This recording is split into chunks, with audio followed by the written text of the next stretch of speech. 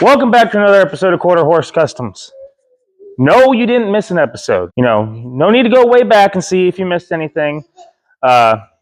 We've done a lot behind the scenes that I haven't exactly filmed. So that's what this whole episode is going to be about. I'm going to catch you up to speed.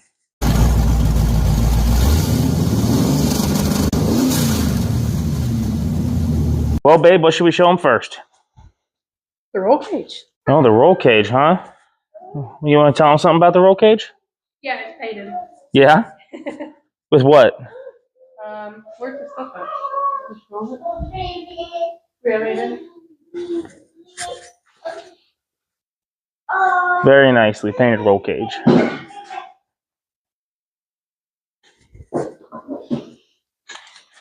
This is the paint we used. It's really nice and sparkly. Metal specs? Metal specs. By Duplicolor. By Duplicolor. Yep. There's the part number. So, huge shout out to Rigsby Automotive. He helped us get these front bars made up. I had to do some modifying to them to get bent behind the dash here and down to where my door bar can meet up here. That way everything's going to be nice and solid. So huge shout out to Mike Rigsby for that. Oh, here's some in-depth. Look at that. Look at that cage color. That is beautiful. Some other things we got going on. Don't mind the mess in the trunk here. We have a battery box made up. I've got some hold downs made. The positive cables are ran. Haven't finished the negative cables yet. Just got some temporary wires for testing things. But we've got our alternator wire ran all the way to the front. And our main car wires ran through, up and around, and up to our switch. So we have an on-off switch. You see up there, we have a switch. Some other things we got going on back here.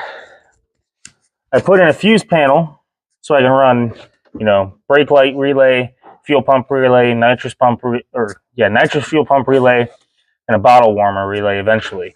And any accessories we need to add back here, I have plenty of fuses. So that's back here. Here in an upcoming video, we're going to go ahead and do the airbags. I'm going to mount this gauge here. We've got some air line here so we can run the airbags so we can monitor independent bag pressures. We went ahead and put some carpet back here. This is just the autumn marine carpet from Menards. It's nothing too fancy, but as you notice, there's a little spare tire delete here. Little aluminum plate and a hidey hole here. That way I can keep my race jacket and stuff and my Duralast toolkit ready to go for Hot Rod Drag Week. So, and and there's also the hitch. Watch out for that on Mustangs now, apparently, because we do have a hitch. Went ahead and got the tail lights in, and they do work. So those are in. Stole them off the wife's car. Yeah, look how lonely it looks. What? She just needs some tail lips. So, some other stuff we got going on. You might notice we have some seats. We got these seats made up, got some brackets made, just some 1/4-inch plate. Mine's bent down a little more because I like to sit down so I can fit because I'm kind of tall. The wife likes to sit flat, so I made hers more of a flat with some risers in the back. That way she's comfortable, I'm comfortable. I mean, we're going to be in this thing for 1,200 miles, so we need to be comfortable, right? Mm-hmm. Yeah. But something you might have also noticed, there's a car seat in the back, set up for the Ellie Belly. We got it in the middle. We found this plate on Amazon. I can't show you, but it's actually down here. It's like an angle bracket that goes under the seat, and it's got a tab, and a tab, and a tab for the car seats safety clips. So the bottom runs around and the top comes around and clips to it too. So that way when you tighten the top and tighten the bottoms, they kind of hold each other in place. And I mean, this thing is, the seats are moving more than the freaking car seat is. So that thing is solid. And she's quite frankly the safest place in this vehicle. She's got the cage up here, the dash bar, the bars back here protecting her, and the down bars on each side of the cage. So she should be very safe in this car. And honestly, that was the whole point of building this thing, was for the little Rugrat to go. Who's currently filling my car with eggs. Chalk eggs. Great. I do still need to get the door panels on, but they're up there. That one's not looking so good. Hopefully I can fix that. But got both door panels. And I got to go ahead and put a window in, but I might make a separate video on that so I can show you guys how to put these windows in case nobody knows. But they are power windows, so I got to work on getting that wired up. But we will have power windows. Not going to have the cranking. Oh, man, that was killing me last year. We got our dash bezel done. I'm going to have a video on that coming out here, along with how I did all the extra wiring in the car, too. So when the battery is on, this light will light up. That'll tell me, hey, you know, battery's on. Because someone likes to shut it off on me when I go to start the car. So now I'll be able to monitor whether if it's an actual electrical issue or if someone just turned the dang switch off. This is going to be my line lock light. We have an engine start button, but you got to have the neutral safety switch pressed on the clutch. We've got headlights. So down will be dims, up will be brights. Even got the bright light working. Let me know I got my brights on. That's the gauge cluster all lit up. There's our start button lit up for nighttime. And we even got positive turn signals. Yep. I'll cover how I did all that stuff in the next video. Still got to finish some of the wiring stuff. Got to hook up the tack and all that and the windows. Got a few stragglers down there hanging in. Eleanor decided to mark the dash for us. That's nice. It's kind of cute. Got all of our switches in here.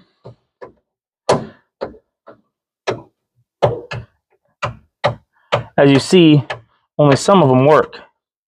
So this one is going to be my electric fans. I want that to work anytime in case I need to cool this thing down. This one is actually running our map light and our backlight. So when we're on Hot Rod Drag Week, you know, the wife can go ahead and read on the map. So these ones are all controlled by the key. Key on, key off still kills them. So we're going to have MSD, fuel pump, nitrous fuel pump, and the wife has some razzly-dazzly stuff she's going to do with this, but that'll become later on. And this one I can't tell because I don't know if you're a tech guy, so. Haven't put any stickers up on the dash yet, but we will. I have a plan for that. I think you guys are going to like that a lot. Huge shout out to Keith Hupp, one of our subscribers, Keith Hupp. Huge shout out to him. He hooked us up with a glove box he had in one of his parts cars. Said, hey, you need any parts? I was like, yeah, I need a glove box. He goes, I got one. So I went over and talked to him. He's a great guy. So thank you very much for him. But nobody has door seals. We're just going to have to buy new. We also, oh man, I put a headliner in. I really like the factory car look. So, you know, it can be a race car, but can it be comfortable? I got to spend 1,200 miles in this thing. So I fit the headliner in here, but it is tight, man. I mean, that is tight. It took me quite a while to get that in and also get the map lights working too. But I mean, come on. Working map light. The carpet is just more of that Auto Marine. Don't mind the self-tappers and the rivets we had to use. Definitely a learning experience trying to use this. I wanted to try to make a video, but there was probably too many cuss words in that. Down here we have our fuse panel. It's kind of a mess as I start to finish it up yet. I still got to wire in these relays. The battery comes in down here to this power distribution block, and the fuse panel comes out here. The starter wire will run out here. This is just that $15 fuse panel again with this terminal block. Everything's numbered and everything, so we can keep track of all that. So that's all down there, up out of the way. Even made sure the wife's feet weren't going to be in the way. Got a few things to finish up on that yet before I can make the video on that.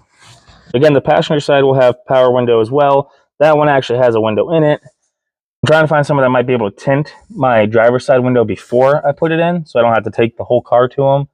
I can just have it done. So if you got anybody knows anybody who could do that in the Northwest Ohio-ish area, let me know, please. But that's some of the stuff we got done here on the inside. Oh, we also got seatbelts.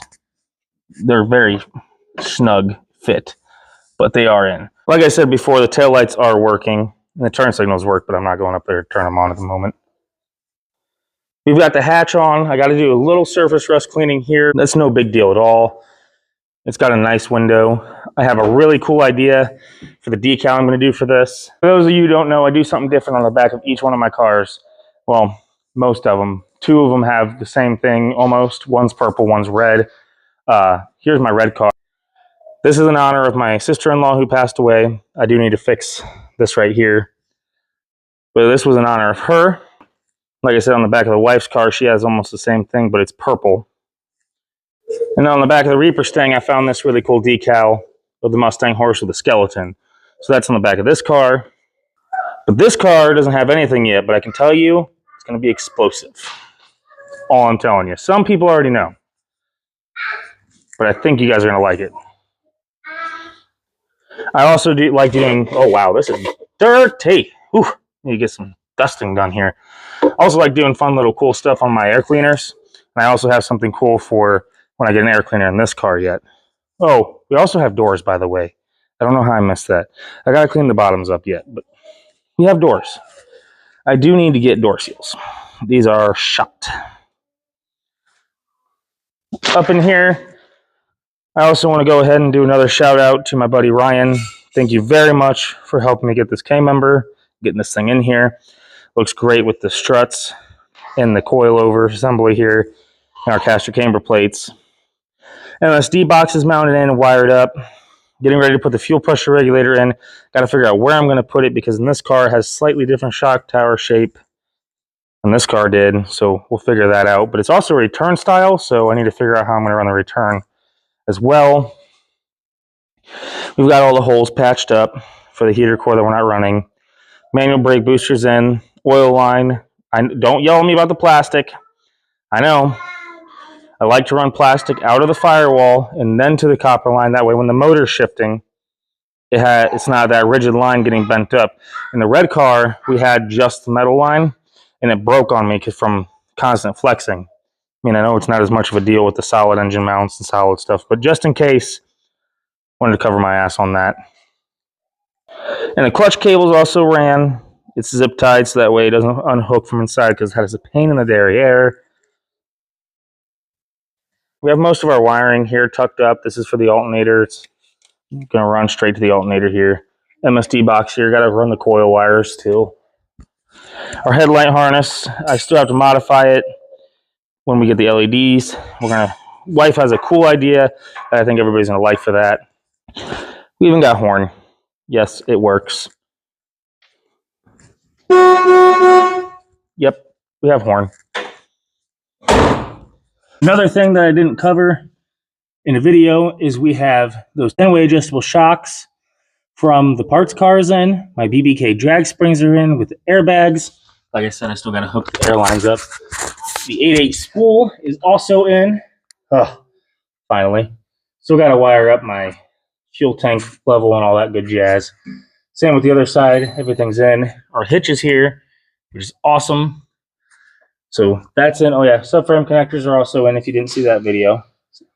$40 subframe connectors. I mean, come on. How much cheaper can you get? But that's everything we got going on down here. When I was making this harness, I even went far enough to make the door popper work. That way people stay out of my gas tank. Again, this car is looking killer with the rod lights. Definitely the style to go with this car. Still need to get some skinnies. Haven't quite figured out if we want to run track skinnies and then street skinnies, or if we just want to run regular, I don't know. We haven't figured that out yet. But yeah, that is where we are at. Oh. We also had to end up making a custom dash cover here. I had a nice dash that was not really a nice dash, but I had to butcher it to fit the cage. And the speaker holes are gone.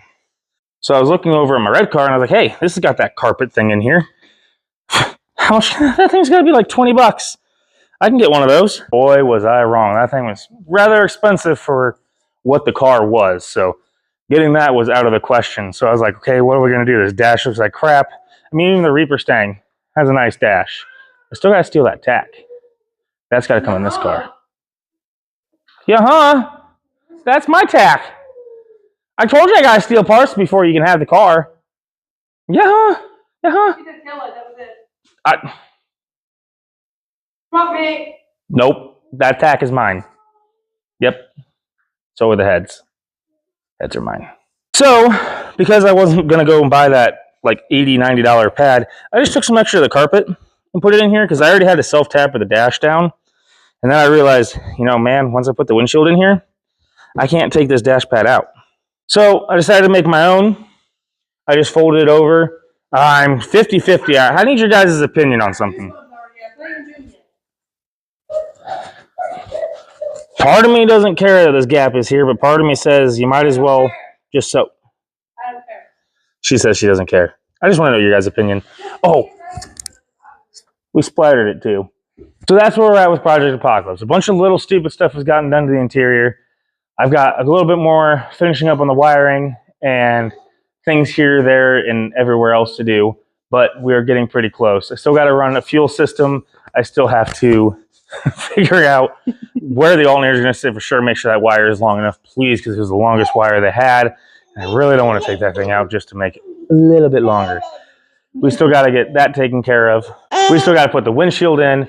That's going to come out of that car back here, but we got to have a nice day to cut it out because the last time we tried cutting it out, it broke. Oh, by the way, check out this picture right here. The car is baby approved. Happy baby. Don't mind that she's a little messy. We were out in the shop all day yesterday.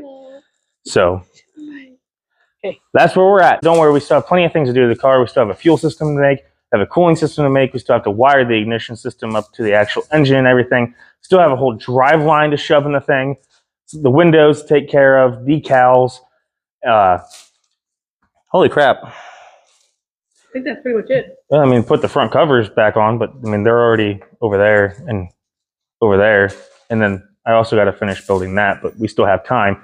But holy crap, we are actually really close to getting this car done. It's starting to look like a car. And I mean, we just started this in February and it's the end of April right now. So we are cracking along. We went ahead and pulled the 393 out just to start looking at what we're going to do. Everything's looking good. We're going to get this thing cleaned up. No, it's not an Edelbrock intake. It's just a box. However, shout out to Mike Gurley from Top Cut Builders. These guys, the reason I have this magnificently gigantic barn, he was absolutely awesome. I love this place. If he wouldn't have built this thing, probably wouldn't be building another car. But he was nice enough to actually sponsor us an intake for Project Apocalypse. It's the same one that I'm running on this car. Just the eBay special, Amazon special, Hurricane, Typhoon, Whirlwindinator, something Edelbrock knockoff Chinesium intake. But it works, so not going to complain. So thank you to him too. I hope I covered everybody who's helped us out. Also, thanks to Mike at AutoZone for hooking us up with the toolkit. So that's going to be all for this video. Thank you very much for watching. I do apologize. If there's anything that I did in that car that you want to know how I did again or more in depth, let me know. I'll go ahead and try to recreate it or something or go over it more in depth. Just shoot me a comment. Let me know. Thank you.